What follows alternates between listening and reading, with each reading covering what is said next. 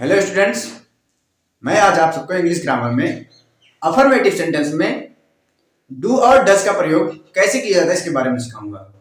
आज हम क्या सीखेंगे? अफर्मेटिव सेंटेंस में डू और डज का प्रयोग कब और किस तरीके से किया जाता है। तो आज का टॉपिक हमारा रहेगा अफर्मेटिव सेंटेंस में डू डज का प्रयोग किस तरह से किया जाता है। तो देखो, use of affirmative sentence in do and does। Affirmative sentence में यूज ऑफ क्या सीखेंगे हम? डू और डज। तो फार्मूला होता है हमारा, किस फार्मूले पे सीखेंगे? फार्मूला रहेगा हमारा सब्जेक्ट प्लस डू या does plus V1 verb first plus other verb plus full stop.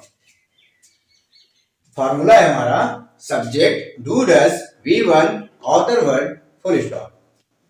तो जब हमारा टॉपिक है डू और डज अफर्मेटिव सेंटेंस, तो डू और डज का प्रयोग कब करेंगे? जब वाक्य के अंत में क्या हो?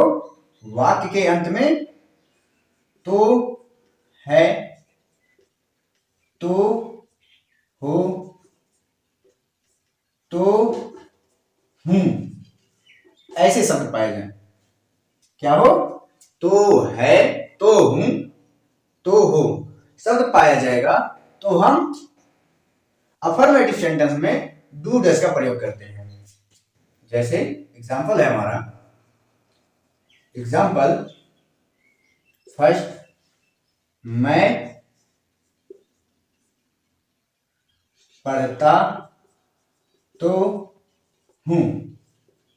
हम लोग बोलते हैं ना, जब घर वाले पापा मम्मी डांटते हैं, मैं पढ़ता तो हूं, तो उसी तरीके से ये सेंटेंस लिखा गया है, मैं पढ़ता तो हूं। दूसरा, मैं काम करता तो हूं। तीसरा, मयंक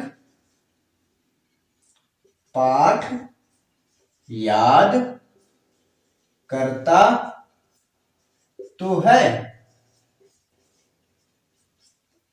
जब सेंटेंस में तो हूं या तो है आदि शब्द पाए जाते हैं, तो हम वर्ब के फर्स्ट फॉर्म से पहले डू या डज लगाते हैं। क्या लगाते हैं? डू या डज का प्रयोग करते हैं। इसे हम अपनी बोलचाल की भाषा में भी यूज कर सकते हैं। ठीक, तो कैसे? मेरा लिखा क्या है?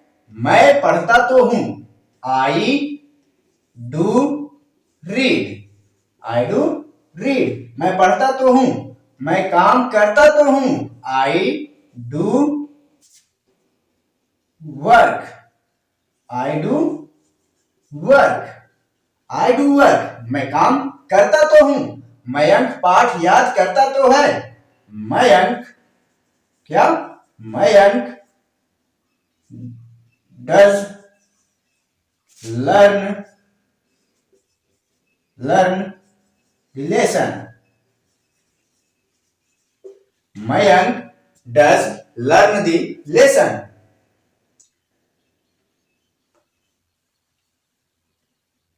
फिर से एक बार समझते हैं, अफर्मेटिव सेंटेंस क्या होता है? अफर्मेटिव सेंटेंस होता है जिसमें हम कथन को स्वीकार करते हैं। स्वीकार करते हैं मतलब उसको सहमति प्रदान करते हैं, या कुछ कहता है तो उसे सुन लेते हैं, या उस पर हम बोलते हैं या हाँ हूं का जवाब देते हैं, तो होता है हमारा अफर्मेटिव सेंटेंस। अफर्मेटिव सेंटेंस में डू डज का प्रयोग कब किया जाएगा इसके बारे में हमने बताया। जब वाक्य के अंत में तो है, तो है, तो हो या तो हूं शब्द पाया जाएगा, तो हम अफर्मेटिव सेंटेंस में वर्ब की फर्स्ट फॉर्म से पहले, मतलब क्रिया की पहली अवस्था से पहले डू और डज का प्रयोग करेंगे। इसके अनुसार सब्जेक्ट के अनुसार। सब्जेक्ट हमारा सिंगुलर होगा, एक वचन होगा, तो उसके साथ हम डज, तथा प्लूरल होगा, बहुवचन होगा, उसके साथ हम डू का प्रयोग करते हैं।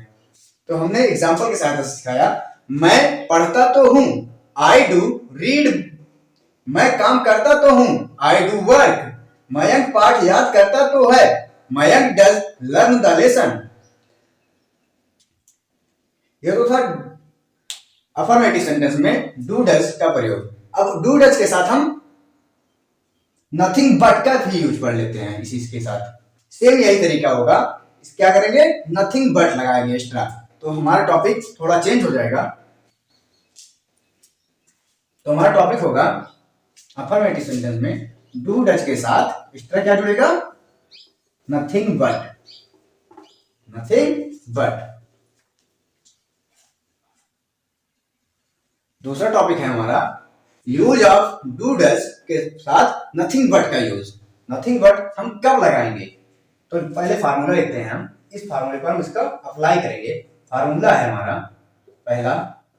पहला ही क्या, एक ही फार्मूले को बता रहा हूं, subject plus do does, do या does, do does plus nothing but, nothing but plus V1 plus other word plus full stop.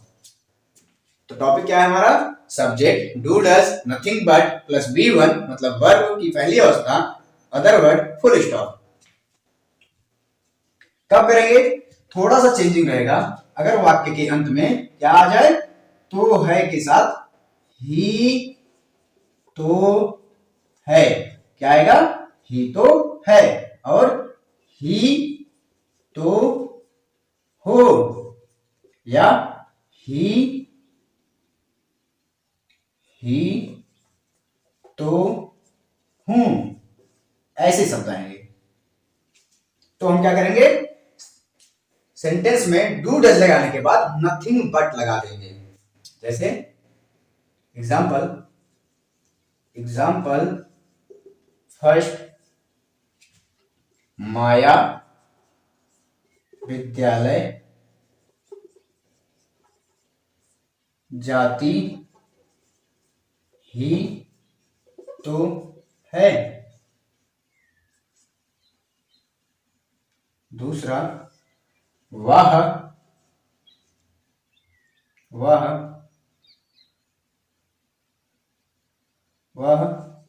घर पर रोया ही तो है। तीसरा, मैं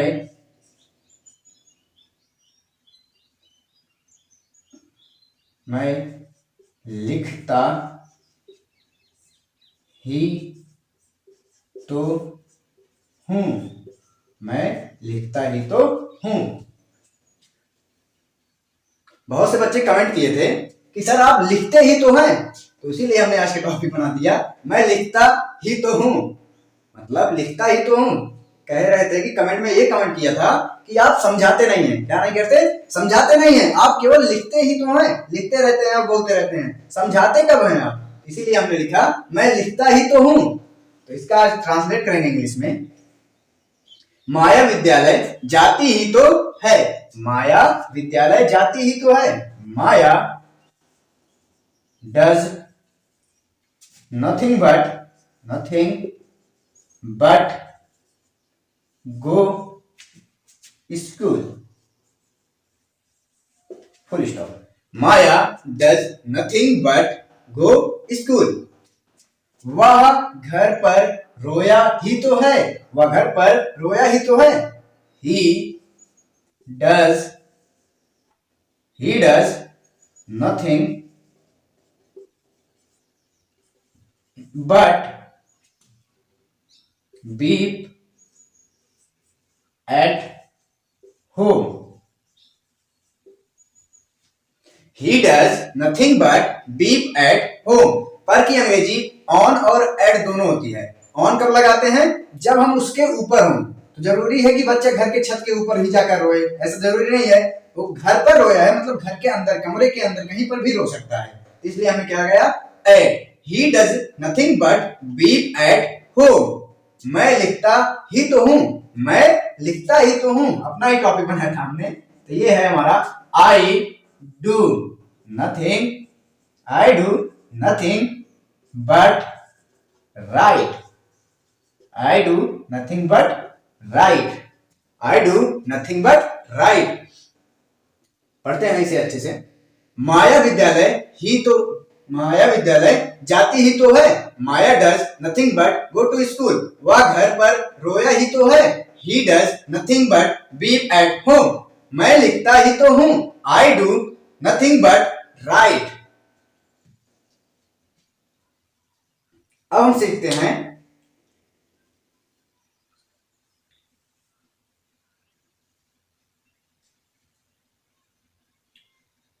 use of is are am के साथ टू का प्रयोग। टू का प्रयोग एक बार सिखा चुके हैं, लेकिन इसमें हम आपको कुछ अलग तरीके से सिखाएंगे। तो यहां पर हम सीखते हैं use of T O, is are am के साथ टी ओ टू और हैज हैव के साथ टी ओ टू का प्रयोग।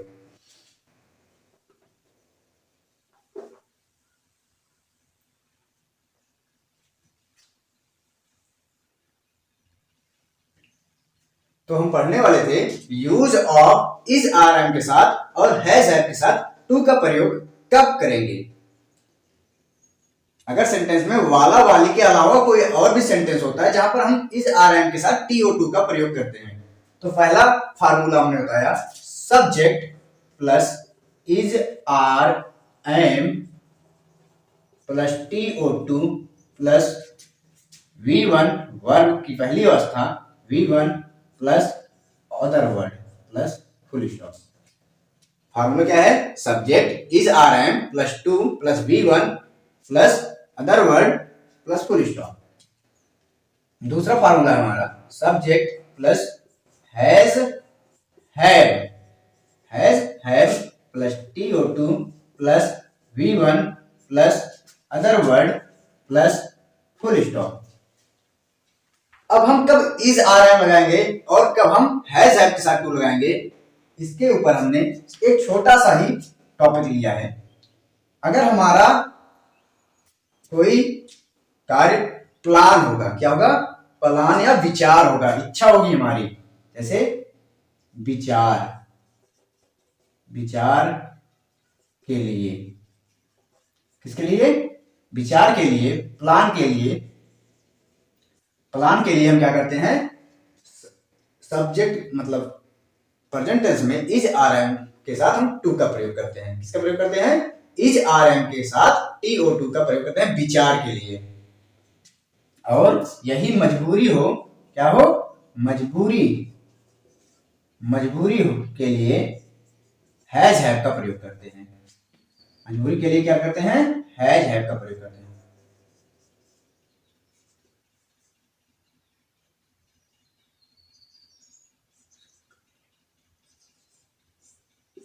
कंक्लूजन, अगर हमारा टॉपिक जो होगा वो हमारा प्लान होगा, विचार होगा हमारा, तो हम क्या लगाएंगे, इज आर एम के साथ लगाएंगे। अगर वो कार्य जो होगा हमारी मजबूरी होगी, हमसे जबरदस्ती कराया जाएगा, तो हम वहां पर हैज हैव लगाएंगे। ठीक, तो देखो एग्जांपल,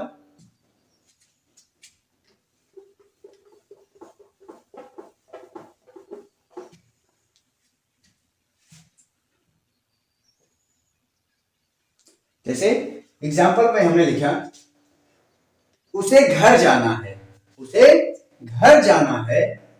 तो उसे घर जाना है, कोई बच्चा है या कोई व्यक्ति है, उसे घर जाना है। तो उसे घर जाना में जैसे एक छोटा सा बच्चा होता है, छोटा बच्चा जब खेलने लगता है और बच्चों के साथ, जब वो खेलने के लिए कहीं बाहर चला जाता है, तो बाहर जब जाता है तो जब शाम होने लगती है या कोई समय, ज्यादा समय होने लगता है, तो उसे घर जाना होता है। तो वो क्यों घर जाता है, उसकी जाने की इच्छा ना हो तो उसकी मजबूरी हो जाती है, और उसको जाने की इच्छा हो तो उसका प्लान हो जाता है कि अब हम नहीं खेलेंगे, हम घर जा रहे हैं, अब हम खेलेंगे ही नहीं, हम घर जाएंगे। तो उसका प्लान होता है, अगर वही उसकी इच्छा हो तो वो घर ना जाए, घर जाने की इच्छा ना हो पर घर जाना ही पड़े, उसे घर जाना ही पड़े तो उसकी वो मजबूरी होती है। तो मजबूरी के लिए और प्लान के लिए टॉपिक वो तुम्हारे ऊपर डिपेंड करेगा, वो तुम्हारा मजबूरी है या तुम्हारा प्लान है।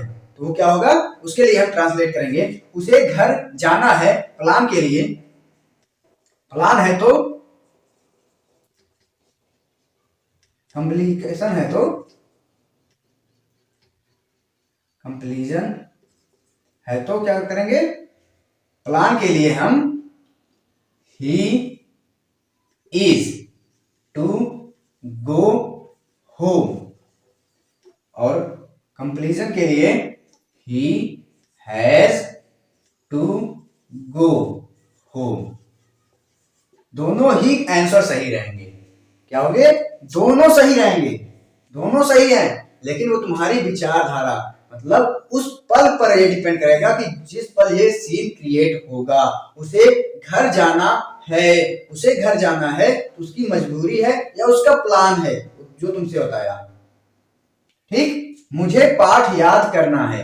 अब मुझे ये पाठ याद करना है, कुछ बच्चों के अंदर एक्साइटेड होकर वो क्या कहते हैं, क्लास में अपने आप को अच्छा दिखाने के लिए पाठ पहले से ही याद कर लेते हैं, और कुछ बच्चों को मजबूरी होती है कि कल सर जी क्लास में जब आएंगे तो वो हमसे पूछेंगे, अगर हमें नहीं याद रहेगा तो हमारी पिटाई कर सकते हैं। पिटाई के डर के कारण जो बच्चे याद करते हैं वो उनकी मजबूरी होती है, वो हैज हैव का प्रयोग करेंगे। और जो बच्चों अपने अच्छे के लिए पहले से ही मतलब प्रिपेयर रहते हैं कि हमें अब तैयारी करके जाना है, तो उनके लिए वो उनका प्लान होता है, तो वो प्लान के लिए इज आर एम का प्रयोग करेंगे।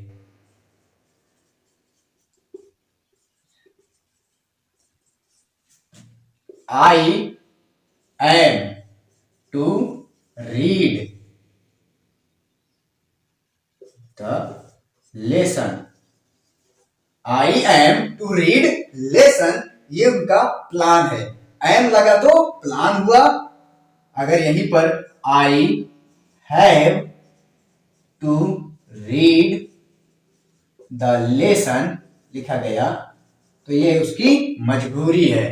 मजबूरी के लिए हैज हैव का प्रयोग करते हैं, प्लान के लिए इज आर एम का प्रयोग करते हैं। तो जैसे ये हमने एग्जांपल दिए हैं, मुझे पाठ याद करना है। अगर प्लान है I have to read the lesson, अगर ये हमारी मजबूरी है I have to read the lesson बोलेंगे। अगर उसे घर जाना है, उसका प्लान है he is to go home, अगर उसकी मजबूरी है he has to go home होगा। ठीक, अगर आप सबको समझ में ना आया हो तो एक दो एग्जांपल और करा देते हैं।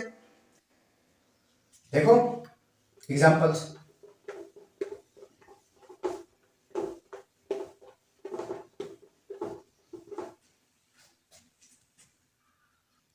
एग्जांपल है मुझे पढ़ना है। मुझे पढ़ना है ये हमारा प्लान है या मजबूरी है, ये तो हमारी विचारधारा या उस पल पर डिपेंड करेगा। उसे कपड़े धोने हैं, ये भी उसका प्लान है कि उसकी मजबूरी है उसे कपड़े धोने हैं, तो वो भी उस पर डिपेंड करेगा।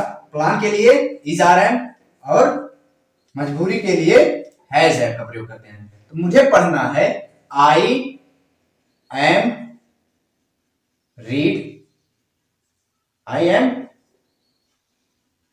To read, I am to read, I am to read. अगर यहीं पर मजबूरी है तो I have to read. Plan के लिए इज आर एम, मजबूरी के लिए हैज हैव। क्लियर हुआ है ना सबको? उसे कपड़े धोने हैं, उसे कपड़े धोने हैं। ही या सी कुछ भी लगा सकते हैं, लड़का है लड़की इसमें पता ही नहीं चल रहा। उसे कपड़े धोने हैं, ये लड़का भी हो सकता है लड़की भी हो सकता है, चाहे ही लगाए या सी लगाए तुम्हारी मर्जी। He is to wash cloth, cloth full stop. He has to wash cloth. समझ में आया? He is to wash cloth, he has to wash cloth. मजबूरी के लिए हैज, प्लान के लिए इज, मजबूरी के लिए हैव, प्लान के लिए एम। हमने सीखा। तो हमें पता चला कि मजबूरी रहेगा तो हम हैज हैव का प्रयोग करेंगे। और अगर हमारा प्लान है, प्लान के लिए हम इज आर एम का प्रयोग करेंगे। अगर आप सबको हमारा वीडियो अच्छा लगा है तो लाइक करें, शेयर करें, कमेंट करें और हमारे चैनल पर नए आए हैं तो हमारे चैनल को सब्सक्राइब करें और बेल आइकन को दबाएं। धन्यवाद।